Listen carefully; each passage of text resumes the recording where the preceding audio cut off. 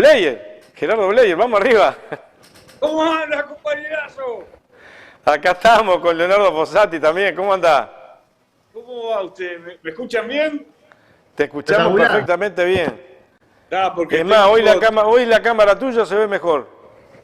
Porque tengo la opción de abrir la computadora, pero creo que me da la batería del celular que le dé mi hija. Se te ve en HD igual, ¿eh? ¡Ah! ¡Qué maravilla!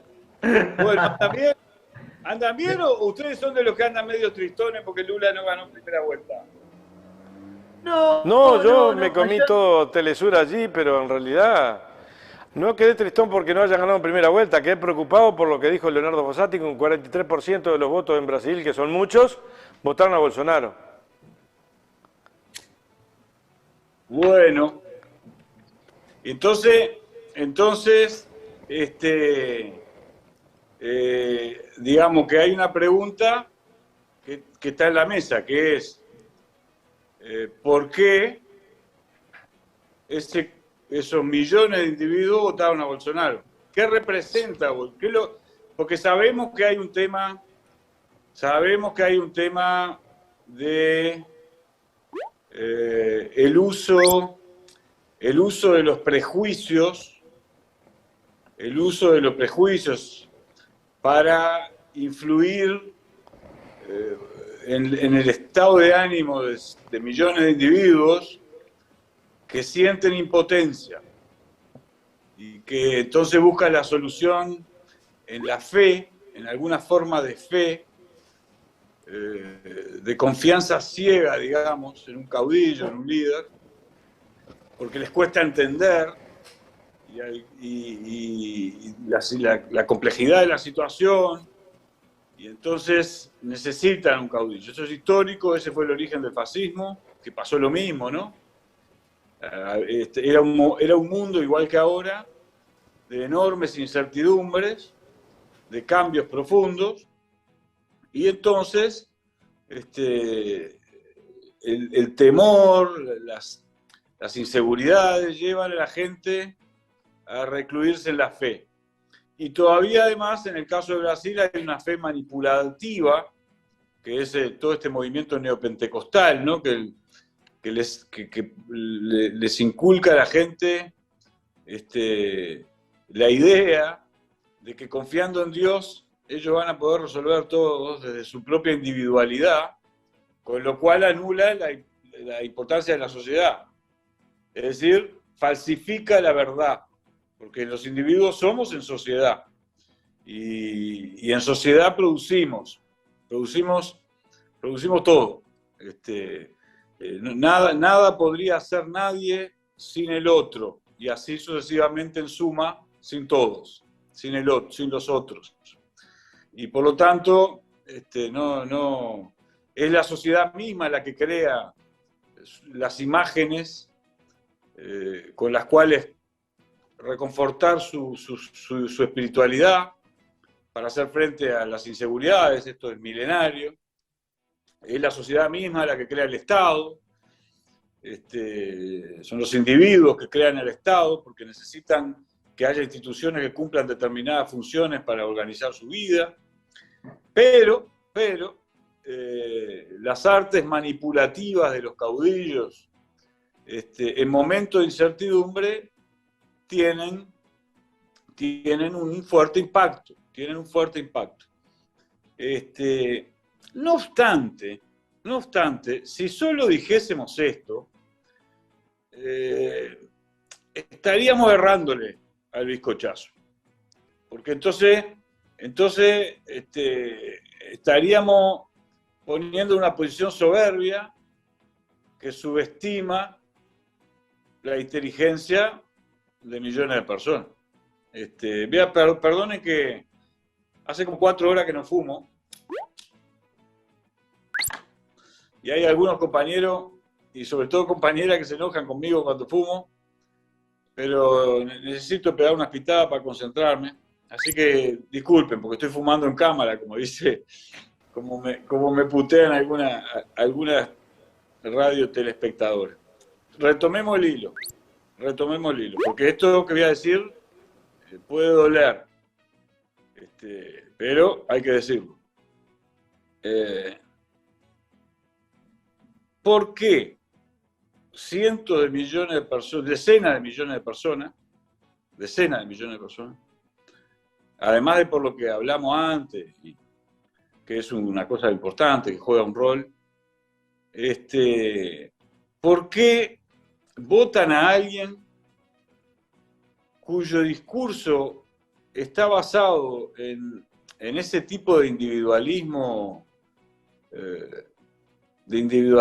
radical, que pone en igualdad de condiciones al propietario de una hacienda de 70.000 hectáreas y al hijo de una familia que hace 7 generaciones que vive en la marginalidad, entonces sobrevive y tiene que usar lógica de supervivencia, cualesquiera esta sea, para poder alimentarse mínimamente, no para poder desarrollarse, para poder alimentarse. ¿Por qué hay gente que es capaz de interiorizar este discurso? Esto que es un discurso, ¿no? ¿Por qué hay gente que no es capaz de identificar que hay movimientos políticos sociales que trabajan a favor de la democratización de las relaciones sociales y de crear instituciones que permitan que todos se eleven en su calidad de vida, para terminar con la marginalidad, para facilitar que los botijas reciban una educación de calidad que después sí les permita, y salud de calidad y alimentación suficiente para desarrollarse neurológicamente y después tener una vida digna, o tener la posibilidad de tener una vida digna, de pelear una vida digna? ¿Por qué? ¿Por qué hay gente que, en lugar de votar a Lula, que representa este esfuerzo de experimentar formas de democratización de las relaciones sociales, vota a un individuo que, por el contrario, hace el elogio del autoritarismo, en fin, ¿para qué? Del militarismo, de ese vitalismo, ¿no? Un vitalismo anacrónico. Porque una cosa es pedir el vitalismo a los individuos para que participen protagónicamente de la vida, que pongan todo lo que tienen de sí, considerando las circunstancias sociales y generando las condiciones sociales para que eso ocurra, y otra cosa es pedírselo y hacerles creer que pueden participar de esa lógica de vida a personas que no tienen las condiciones para participar de esa lógica de vida, porque están tomados por la incertidumbre, los miedos, las inseguridades y las carencias, porque han sido excluidos. ¿Y por qué, sin embargo? ¿Por qué, sin embargo, tantas decenas de millones de personas votan ese discurso, esa lógica? ¿Por qué? La izquierda no tiene nada que ver acá. ¿Qué cosas no estamos viendo? ¿A qué fenómeno no le estamos dando respuesta? Porque no alcanza. Es importante diagnosticar bien, pero tan importante como diagnosticar bien es por qué las cosas obvias, digamos, las cosas más evidentes, es hurgar hasta el hueso. Porque si no, naturalmente no vamos a resolver el problema.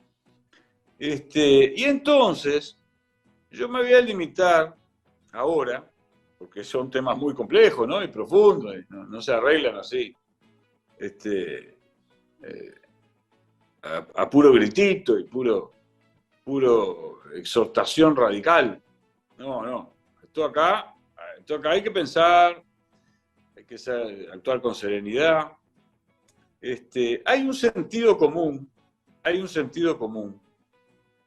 al que las derechas ultraconservadoras... Gerardo, ¿quién crea el sentido común? Porque me dejaste picando con cosas que yo tengo arriba de la mesa planteado, ¿no? Dicho sea de paso, estamos violando las reglas del consumo de tabaco y en televisión. Ah, ya está. Este, no, ¿qué es lo que pretende? ¿Cómo se generan las condiciones para que un individuo piense qué es lo que está bien o qué es lo que está mal? Porque en realidad, frente a determinados hechos del bolsonarismo, del fascismo, de gente relativamente joven, más joven que yo por lo menos, ¿cómo se expresan las masas? ¿A quién genera esas condiciones? ¿Es la inacción o es la acción del otro? Que también parte de la inacción de uno. Es dialéctico y es complejo. Efectivamente, es profundamente dialéctico. Hay un tema, Néstor, que no se puede tratar así a las apuradas, pero a las apuradas, quiero decir, hoy estoy yo a las apuradas. En una próxima columna podemos dedicar puramente a este asunto y entonces capaz que nos da, pero... El viernes, no da el tiempo el viernes. No, sí, capaz que sí, después lo vemos, pero viste que todo este movimiento ultraconservador pone mucho énfasis en lo que llaman la antiglobalización, el soberanismo, y la izquierda tiene un pensamiento universalista. La izquierda quiere un mundo mejor, no solo, que también, una nación mejor, pero una nación mejor para producir un mundo mejor. Está en su genética, está en su sustancia intelectual y espiritual. Y me parece que no le hemos dado suficiente atención a las necesidades identitarias vinculadas a este sentido de lo nacional, que cuando vos tenés un mundo cambiando tanto, con tantos impactos tecnológicos que tienen efectos de sociedad, tantos impactos de los conflictos geopolíticos que tienen efectos de sociedad, tantos impactos de la concentración abusiva de la riqueza por capacidad de imposición de las reglas de juego de algunos grupos corporativos, de algunas corporaciones, de algunos estados. Este asunto es muy movilizador, muy movilizador. Cuando vos tenés en el transcurso de los últimos 80 años que se han arrasado valores identitarios para homogeneizar ciertos modas, por ejemplo, en el Uruguay hemos hecho un esfuerzo por fomentar la tradición del folclore, del canto popular, que además incorpora innovaciones, que no se queda repitiendo siempre lo mismo, sino que desde una sustancia espiritual, además de preservar algunas cosas, la milonga, por ejemplo, incorpora innovación, se desarrolla y por eso puede hacer un aporte a la cultura universal. Porque a mí me parece que, y bueno, lo que ha pasado en los últimos 70 años es que se han ocupado un espacio radicalmente hegemónico, producciones de distinta naturaleza, materiales y simbólicas, espirituales, como estas que estamos hablando, la música o modas, formas de desenvolverse, los lugares donde interactuamos, las redes, que son todas iguales para todo el mundo, que han puesto en alerta la sensibilidad de los pueblos. Esto se ve mucho en Rusia, por ejemplo. Si tú observás la actitud del gobierno ruso que para generar, ves los discursos, etcétera, para generar una espiritualidad que les permitieran hacer frente a esa forma de globalización abusiva, tomando algunas tradiciones que tienen que ver con el cristianismo ortodoxo, el islamismo moderado, en fin, el diálogo con Asia, con lo mongol. Si tú observás cómo le han creado desde allí una sustancia de lo ruso, ¿no? Lo eslavo que tiene un componente latino, ¿sabes? Muy importante, Bizancio.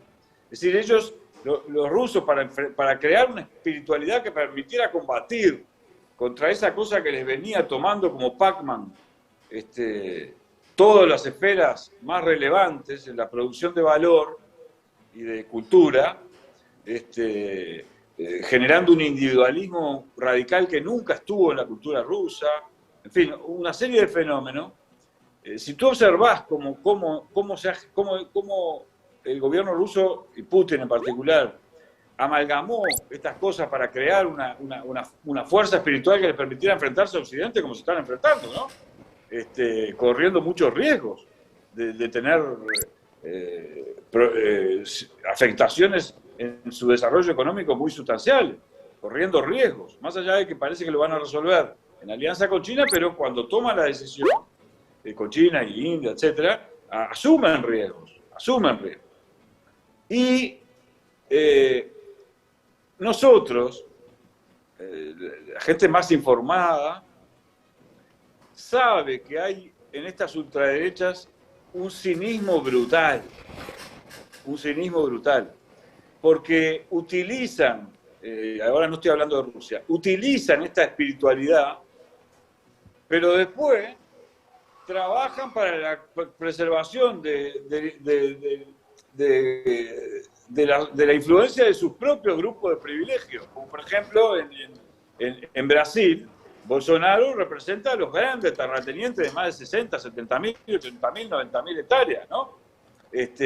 Y como los terratenientes de más de 60, 70, 80.000, 90.000 hectáreas, hasta hace unas décadas, necesitaban un acuerdo militar con Estados Unidos para asegurar una potencia, una superpotencia que les defendiera sus intereses frente a esfuerzos democratizadores, te hacen un discurso soberanista, pero después van y visitan, como visitó Bolsonaro, la sede de la CIA, ¿no? Entonces, pero, una cosa es lo que hace el cinismo con el que se desenvuelve ese grupito de privilegio, pero otra cosa es el sentimiento de vastos sectores populares que intuyen, que se dan cuenta, pero para un poco. Y a mí me parece que la izquierda hay cosas que no ha comprendido. Y vos lo ves cuando en la izquierda uruguaya se discute el tema de la política de alianza. Con estos no, dicen algunos, ¿no? Y no se comprende la dialéctica.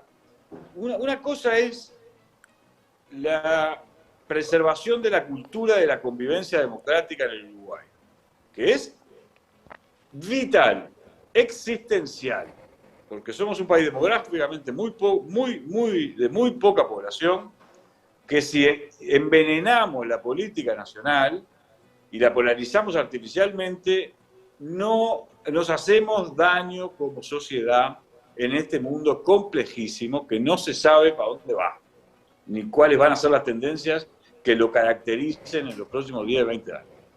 Al mismo tiempo, vos no podés dejar de señalar esto que venía de señalar antes.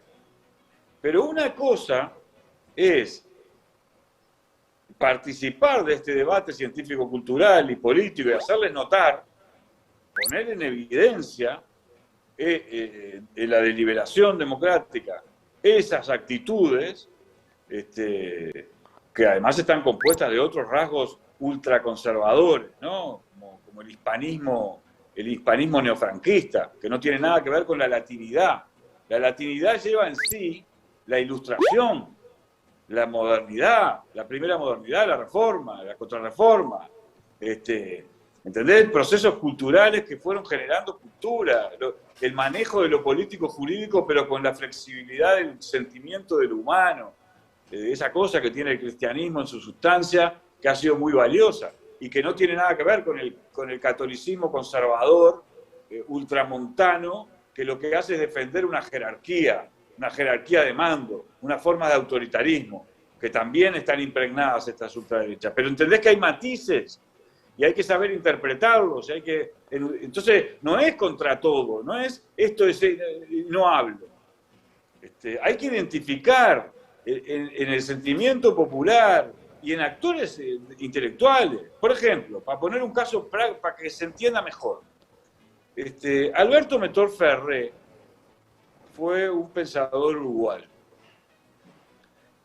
Muy relevante, vinculado a la Iglesia Católica, donde tuvo influencia. En algunos momentos Seregni lo llamó porque sus estudios sobre geopolítica, la importancia de la Cuenca del Plata, eran muy sofisticados y valiosos. También Pepe Mujica lo llamó por la misma razón. Entonces, después Metor Ferré trabajó en la interioridad de la institucionalidad de la Iglesia Católica Mundial para neutralizar a la teología de la liberación.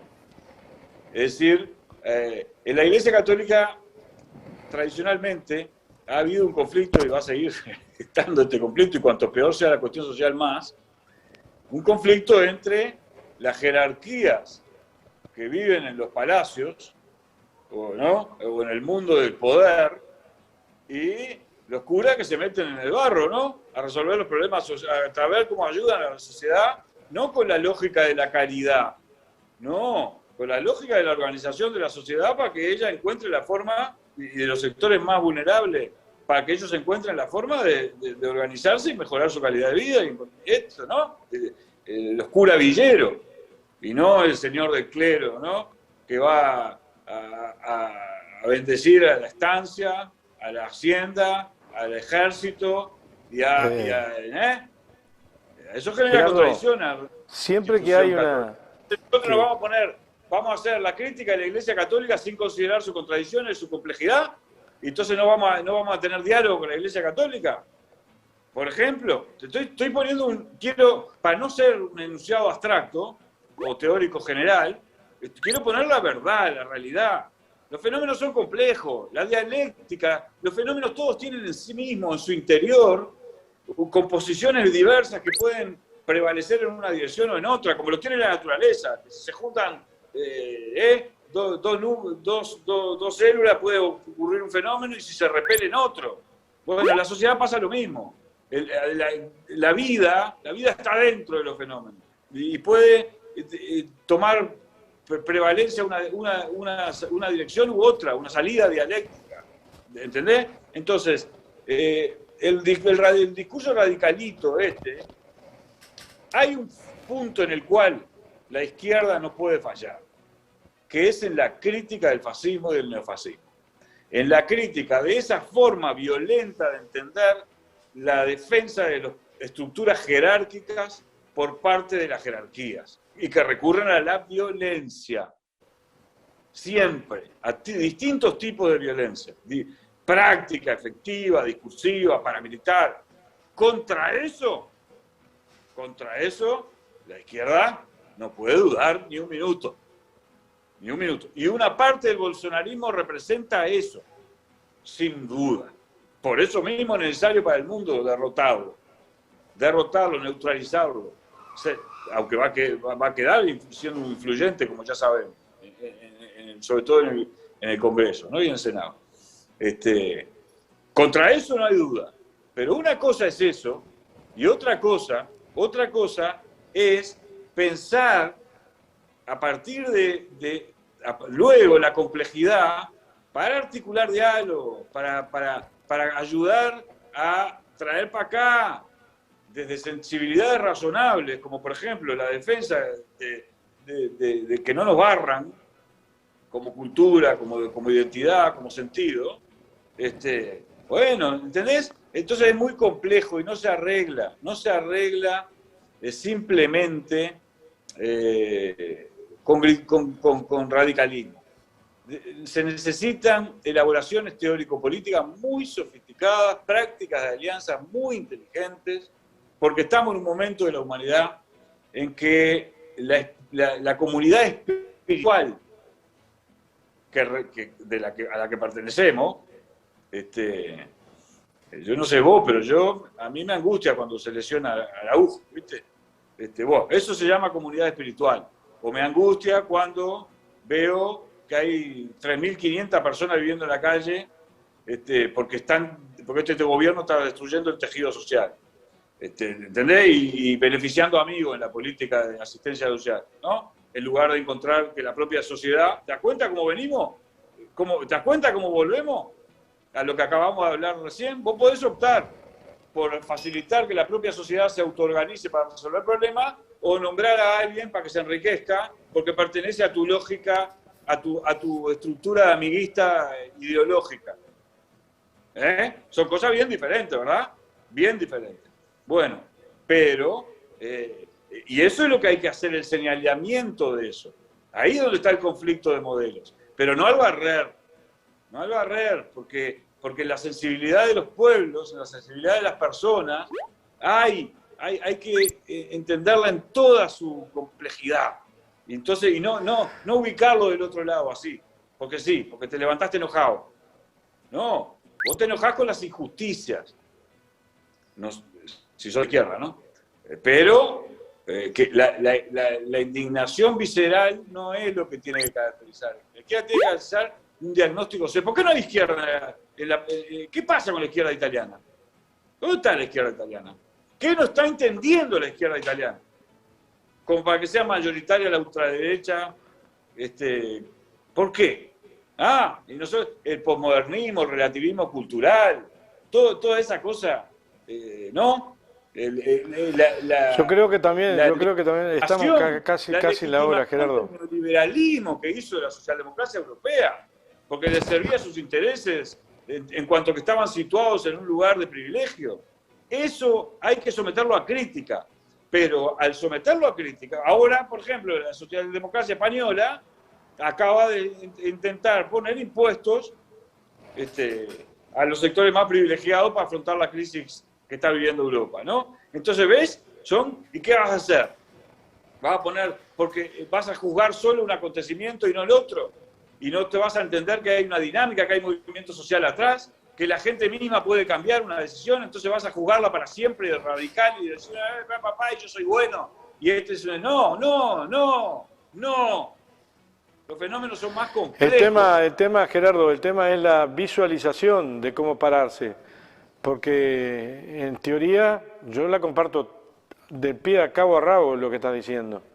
Porque es un análisis dialéctico de determinada representación de los diferentes sectores sociales o actores sociales en el planeta y cómo se expresan luego en una ideología. El tema es cómo se parapeta detrás de un vecino, Néstor cualquiera, que ande por ahí, frente a lo que...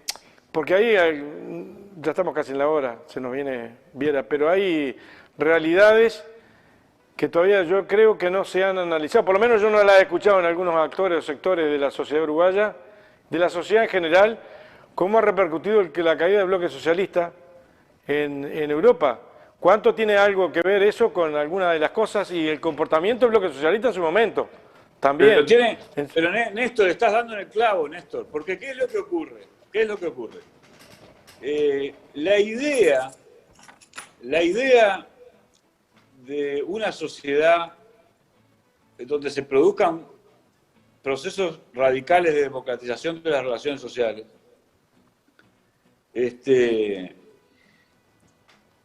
fracasó en un tipo de experimentación específica, práctica, en un momento histórico determinado. Fracasó, implosionó. Si no, no hubiera implosión. O parecía que, porque después parece que no. Ahí está China.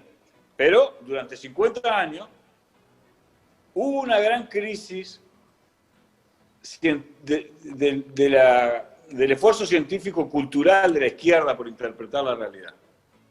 Una gran crisis. Y transformarla, ¿no? Esa crisis dejó espacio en lugar de la ciencia, la dogmática, la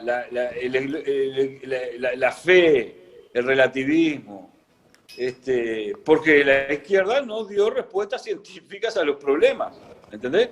Entonces, tenemos que volver sobre esto. Tenemos que volver sobre esto con mucha crudeza y con mucha honestidad. Y volver a la ciencia. Pero no para pararte a la producción científico-cultural, pero no para pararte en un lugar soberbio en el que fijás las cosas de una vez y para siempre, cuando está cambiando todos los días, y cambia también la sensibilidad y las necesidades de la sociedad y de la gente. Entonces, tenemos que trabajar esto con mucha generosidad intelectual. ¿Tá? Eso es lo que quería decir hoy. Trabajemos todos con generosidad intelectual, no ubicando al otro, demonizando, sometiendo a crítica radical. Actuemos con generosidad en el esfuerzo por entender. Te mando un Amplitud y abrazo. profundidad. Nos vemos el viernes. Nos vemos. Amplitud y profundidad. Nos vemos el viernes. Claro. Un abrazo grande. Un abrazo grande. Chao. Nos vemos.